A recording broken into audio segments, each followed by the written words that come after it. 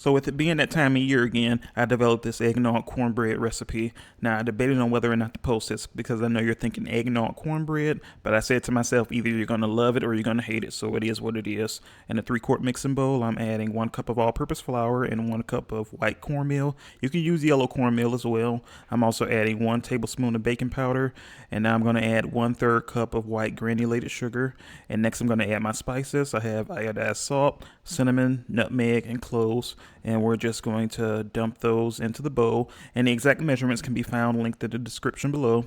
And I'm going to give everything a good stir until it's well combined, and then once everything is well combined, I'm going to move on to adding the next ingredients. So we're just dumping everything into one bowl today because ain't nobody trying to clean up a whole bunch of extra dishes. I just added 1 extra large egg, and I'm just using my whisk to break up the egg yolk so that it's easier to blend with the other ingredients. And now what I'm going to add is 1/2 cup of melted unsalted butter, and we're just going to dump that on in there. And once we finish adding the butter, we're going to move on to our next ingredient, which is 3/4 cups of eggnog. I use store-bought eggnog for this video. You can make eggnog from scratch and use that as well. I even have an eggnog recipe on my page if you would like to give that a try. Next, I'm going to add 3/4 cups of whole milk. This will provide the cornbread with some added moisture given how thick the eggnog is. And now I'm going to whisk everything together until it's well combined. And I made a bit of a faux pas with this next part. So I know some folks would like for their cornbread to have a bit of a boozy flair. So I'm going to add 1 teaspoon of rum extract as well. It's completely optional. If you choose to add it, don't be a big dummy like me and do what I did.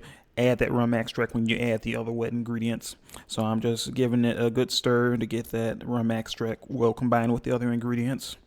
And now what I'm going to do is move on to the next step. So I'm going to set that bowl aside. And what we're going to do now is preheat our cast iron skillet. You can use a 10-inch or a 12-inch size skillet. Either one works. And I'm adding about 1 to 2 tablespoons of oil to the skillet. You can use butter as well if you don't want to use oil. And I'm just going to spread that oil around so it covers all of the skillet. And what I'm going to do now is preheat the oven to 350 degrees Fahrenheit. And while the cornbread mixture is resting, we're just going to stick that skillet into the oven while it's preheating in order to warm it up. That should take about 5 to 10 minutes. So I just removed the hot skillet from the oven, and now we're going to add the cornbread mixture to the skillet. Now the cornbread mixture will be on the thicker side, and you may need to give it one more good stir before you add it to the skillet in order to loosen it up some. And if your batter ends up runny, then you did it wrong. You didn't follow directions. I don't know what to say. So I'm just spreading around the cornbread mixture until it forms one even layer with my plastic spatula. And now that that's done, I'm going to place it back into the oven. And we're going to bake it for around 25 to 30 minutes at 350 degrees Fahrenheit. So in this video, I baked it for 30 minutes and I just removed it. And you're going to allow it to rest for 30 minutes before trying to cut into it. So I let it rest for 30 minutes in this video. And now I'm using my knife to cut into the cornbread. And I'm just going to use the pie server that you see on the screen to pull out that 1 slice of cornbread. And look at how cleanly it comes out. That is one pretty looking slice of cornbread. And you're welcome to top this with butter if you desire as well. That's entirely up to you.